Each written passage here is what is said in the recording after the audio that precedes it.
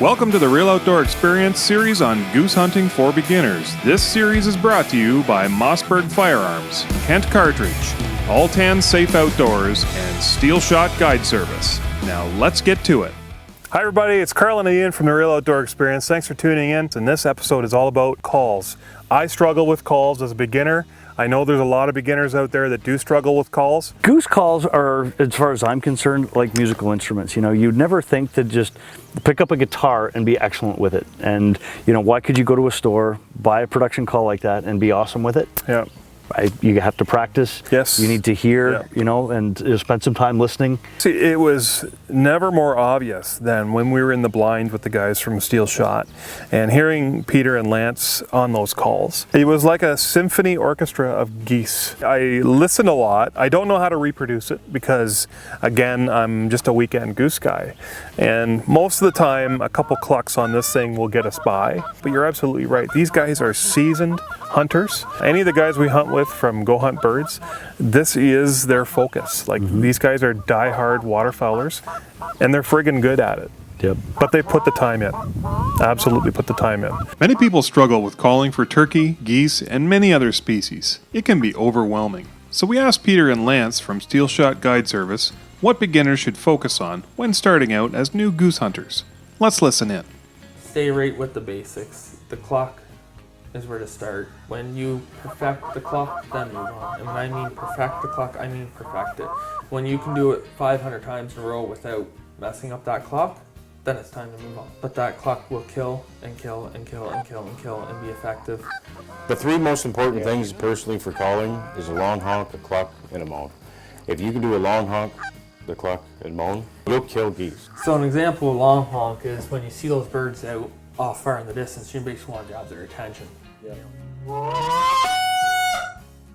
Be a little more louder, a little more powerful to grab their attention. And then you would break into the clock. And this would be as birds were drawing in closer to you and you're starting to say, hello, hi, I'm here. Your moan is what generally we would use for the laydowns or to settle birds as to basically get them to commit to lay down and to cup into the decoys. Right? But all those are still built off the clock. When I do my clock, I start with my moan. Into my clock. Whereas my long honk is just that all put together and drawn out. Effective comeback call is after you get into the basics of being able to do that clock 500 times in a row without skipping a beat. So the back of the call is a once again, also built off of the honk or the single clock.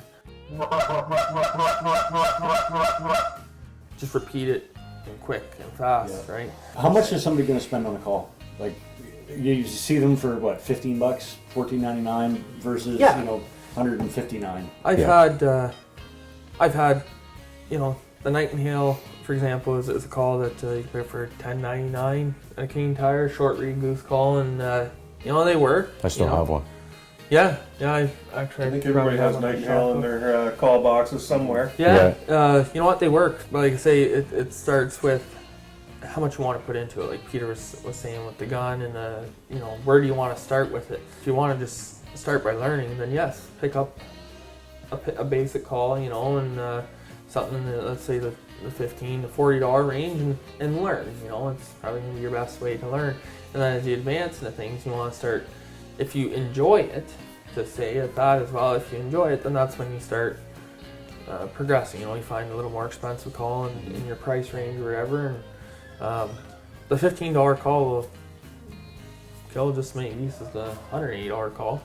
But the guy who's mowing the $180 call is looking for different things out of his call. I'm looking for clarity and rasp. I like a call I can really get low on and growl. But I also like something I can get loud and clear and pop on. So that's where we say each call is a little bit different from person to person to person. Geese And ducks and turkeys, all the birds that you want to pursue do have a language, and they do communicate with each other through very complex vocal sounds. Yeah. Understanding what those are, understanding when to use those are hugely important.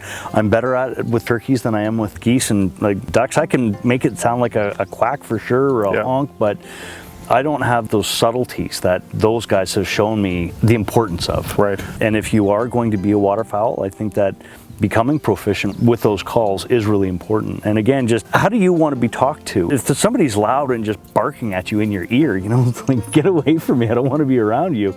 But if they're making the right sounds at the right time, it is hugely important, bringing animals into you. Couldn't agree more. Thanks everybody for staying tuned to the call episode. As always, keep it real. Thanks for tuning in, everybody. Take care for now.